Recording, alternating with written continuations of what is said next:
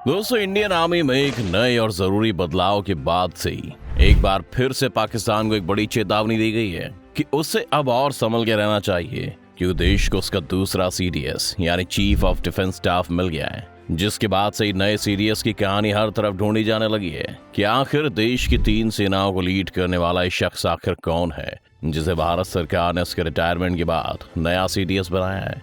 इसीलिए आज की इस वीडियो में पहले तो नए चीफ ऑफ डिफेंस स्टाफ के बारे में जानेंगे और फिर उसके बाद ये भी जानेंगे कि आखिर देश में स्पोर्ट्स की जरूरत क्यों पड़ती है, क्योंकि इससे पहले भारत में सिर्फ एक ही सेना प्रमुख रहे थे और वो थे जनरल बिपिन रावत, जिनकी मौत के बाद से ही ये पद करीब 9 महीने तक खाली पड़ा था। तो आइए जानते हैं कि कौन है देश का नया सीडीएस। दोस्तों, 15 अगस्त 2019 को प्रधानमंत्री नरेंद्र मोदी ने लाल किले से सीडीएस के पद की घोषणा की थी, जिसके बाद जनवरी 2020 में जनरल बिपिन रावत ने सीडीएस के पद को संभाला था। लेकिन आपको तो याद ही होगा कि किस तरह से पिछले साल बिपिन रावत की एक हेलीकॉप्टर एक्सीडेंट में मौत हो गई थी और तब से ही लोगों के मन में सवाल था कि क्या ये पद सिर्फ बिपिन रावत के लिए बनाया गया है, क्या उनके बाद कोई दूसरा इस पोस्ट पर नहीं आएगा। तो इन सवालों के जवाब के रूप में मिनिस्ट्री ऑफ डिफेंस के नए सीडीएस के बारे में जानकारी दी गई है, जिनका नाम है अनिल चौहान।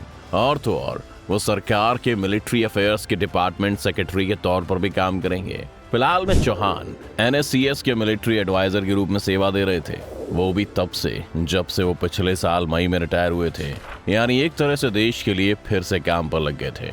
बता दें कि अनिल चौहान को देश और सेना में असली पहचान बालाकोट एयर स्ट्राइक से मिली थी, क्योंकि इस पूरे ऑपरेशन में वो इसे लीड करने के रोल में थे।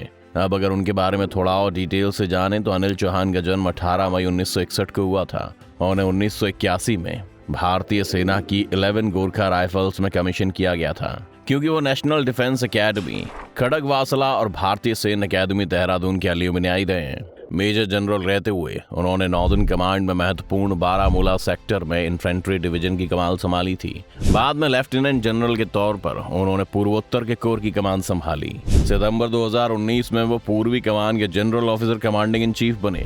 मई 2021 में अपने रिटायरमेंट तक उन्होंने इसी पोजीशन को संभाला। इन कमांड अपॉइंटमेंट्स के अलावा चौहान ने director general of military operations की पोजीशन के साथ ही कई जरूरी स्टाफ अपॉइंटमेंट्स को भी अंजाम दिया। इससे पहले चौहान ने अंगोला में संयुक्त राष्ट्र मिशन में भी सेवाएं दी हैं। चौहान 31 मई 2021 को भारतीय सेना से रिटायर हुए थे।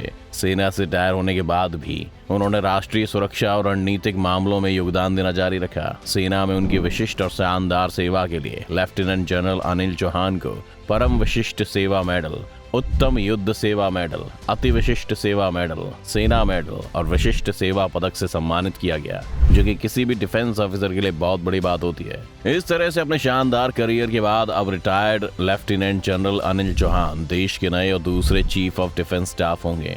उनके बारे में कहा जाता है कि 61 साल जनरल चौहान चीनी मामलों के एक्सपर्ट हैं और चीन के खिलाफ मुहिम में उनके बहुत से कारनामे रहे हैं। इसके अलावा पुलवामा हमले के जवाब में फरवरी 2019 में जब बालाकोट में एयर स्ट्राइक हुई थी, तब वो director general of military operation के रोल में थे और पाकिस्तान को जवाबी कार्रवाई में बदला लेने के लिए पूरा ऑपरेशन उन्हीं की जिम्मेदारी पर था। और जैसे ही एयर स्ट्राइक खत्म हुई, उनका ये सबसे सफल मिशन बन गया।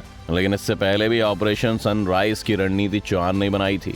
इसी दौरान भारतीय सेना और म्यांमार सेना ने मिलकर दोनों देशों की सीमाओं के पास उग्रवादियों के खिलाफ कैंपेन चलाया था। एक और खास बात, अगर आपको लेफ्टिनेंट जनरल चौहान के बारे में बताएं तो पिछले साल 3 स्टार रैंक से रिटायर हुए थे, यानी उनका करियर 3 स्टार ऑफिसर तक का ही था। लेकिन अब इंटरेस्टिंग ये है कि वो सीडीएस का पद संभालते ही 4 स्टार ऑफिसर बन जाएंगे। ये देश के पहले ऐसे अफसर होंगे जो 3 स्टार रैंक पर रिटायर हुए थे और 4 स्टार पर वापस आ रहे हैं। वैसे अगर अनिल चौहान के सीडीएस बनने के पीछे के कुछ कारणों में से एक सबसे इम्पोर्टेंट कारण की बात करें तो वो है उनके रिटायरमेंट के बाद देश के लिए उनका अलग से सर्विस देना। हम ऐसा इसलिए कह रहे हैं क्योंकि पूर्वी कमांड से रिटायर होने के बाद lieutenant general Chauhan national security counselling में मिलिट्री एडवाइजर के तौर पर काम कर रहे थे। अब आप गेस कीजिए कि काउंसिलिंग को कौन लीड कर रहा होगा। अगर नहीं गेस कर पाते हैं आप तो आपको हम बता दें कि इसे लीड कर रहे थे भारत के एनएसए अजीत डोभाल। इस तरह से अनिल चौहान के कामों को अजीत डोभाल ने बड़े करीब से देखा और कहीं ना कहीं सरकार तक ये बात जरूर पहुंचाई कि अगले चीफ ऑफ डिफेंस स्टाफ के लिए जनरल चौहान ही इस रोल में फिट हो सकते हैं। अजीत डोभाल की बात के बाद ही डिफेंस मिनिस्ट्री ने उन्हें नए सीडीएस के पद पर नियुक्त किया होगा। अब समझने की बात यह है कि कुछ सालों पहले तक भारत में ऐसे किसी पोस्ट की जरूरत नहीं थी, तो आखिर इस पद की क्यों जरूरत पड़ी। तो दोस्तों इसे ऐसे समझिए कि 1999 में भारत ने पाकिस्तान के साथ कारगिल में जंग लड़ी। इस जंग में भारत की जीत हुई।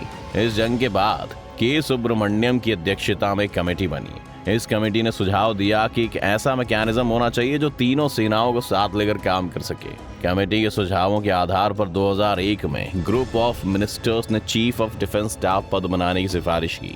अमेरिका, ब्रिटेन, इटली, फ्रांस और चीन समेत दुनिया के कई देशों में चीफ ऑफ डिफेंस स्टाफ का पद है, लेकिन इसके बावजूद देश में चीफ ऑफ डिफेंस स्टाफ का पद नहीं बन सका। 15 अगस्त 2019 को प्रधानमंत्री मोदी ने जब इस पद की घोषणा की तब उन्होंने कहा तीनों सेनाओं में हार्मनी तो है और वो अपने अपने तरीकों से मॉडर्नाइजेशन के लिए प्रयास भी करते हैं, लेकिन जिस तरह से युद्ध के दायरे और रंग रूप बदल रहे हैं और जिस तरह से टेक्नोलॉजी की भूमिका बढ़ रही है उसके कारण भारत को भी टुकड़ों में सोचने से काम नहीं चलेगा।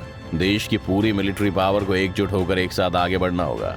इसी वजह से देश में एक नए सीडीएस की जरूरत पड़ी, जिसके बाद 24 दिसंबर 2019 को सुरक्षा मामलों पर कैबिनेट कमेटी ने चीफ ऑफ डिफेंस स्टाफ पद को बनाने की मंजूरी दी और 31 दिसंबर 2019 को जनरल बिपिन रावत देश के पहले सीडीएस नियुक्त हुए। अब आइए समझते हैं कि आखिर ये सीडीएस होता क्या है। तो बता दें कि सीडीएस का काम थल सेना, वायु सेना और नौसेना के कामकाज में बेहतर तालमेल बैठाना और देश की सैन्य ताकत को और मजबूत करना है। वो तीनों सेनाओं के मामले में रक्षा मंत्री के प्रमुख सैन्य सलाहकार के रूप में काम करेंगे, लेकिन तीनों सेनाओं के प्रमुख भी रक्षा मंत्री को अपनी अपनी सेना से जुड़े मामले में सलाह देना जारी रखेंगे। यानी कि तीनों सेनाओं के प्रमुख के अलावा सीडीएस की सलाह भी जरूरी होगी।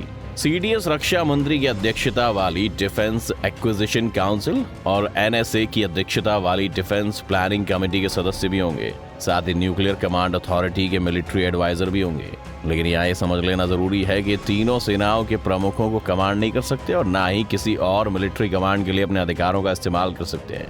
थोड़ी और जिम्मेदारियों की बात करें तो चीफ ऑफ डिफेंस स्टाफ का पद संभालने के साथ साथ दो और अहम जिम्मेदारियां संभालते हैं। एक तो वो चीफ ऑफ स्टाफ कमेटी के परमानेंट चेयरमैन होते हैं और तीनों सेना के प्रमुख इस कमेटी में होते हैं, जबकि सीडीएस पद आने से पहले इन तीनों सेनाओं के प्रमुख में जो सबसे सीनियर होता था वही इस कमेटी का चेयरमैन भी होता था, लेकिन अब सीडीएस ही इसके चेयरमैन होते हैं। इसके साथ ही CDS department of military affairs के सेक्रेटरी भी होते हैं। बता दें कि डीएमए बेसिकली रक्षा मंत्रालय के तहत आने वाला एक विभाग है। अब अगर ये समझें कि इस पोस्ट की कितनी सैलरी होती है तो दोस्तों चीफ ऑफ डिफेंस स्टाफ का पद 4 स्टार रैंक का होता है। इन्हें मिलने वाली सैलरी और दूसरी सुविधाएं सर्विस चीफ के बराबर ही होती हैं। आपको बता दें कि सीडीएस को हर महीने सैलरी और भत्ते मिलाकर 2.5 लाख रुपए मिलते हैं। अब अगर इनके कार्यकाल की बात करें तो जहाँ तीनों सेनाओं के प्रमुख या तो 62 साल की उम्र में या 3 साल की सर्विस के बाद रिटायर हो जाते हैं, वहीं चीफ ऑफ डिफेंस 65 साल की उम्र में रिटायर होते हैं। और तो और इनके कार्यकाल की कोई सीमा नहीं है, यानी सीडीएस कितने भी समय तक पद पर बने रह सकते हैं। तो दोस्तों ये थी देश में हुए सबसे बड़े बदलाव के बारे में पूरी जानकारी, जिसके बाद से अब यही कयास लगाया जा रहा है कि पाकिस्तान के हर गलत कदम पर भारत फिर से एयर स्ट्राइक या वैसा ही कोई बड़ा फैसला ले सकता है। अभी देखने वाली बात होगी कि तीनों सेनाओं को आपस में चलाने का काम अनिल चौहान कैसे करते हैं। आपको ये वीडियो कैसी लगी आप हमें कमेंट करके जरूर बताएं और साथ ही वीडियो को लाइक और शेयर करना ना भूलें और ज्यादा से ज्यादा हमारे चैनल को सब्सक्राइब भी कर लें।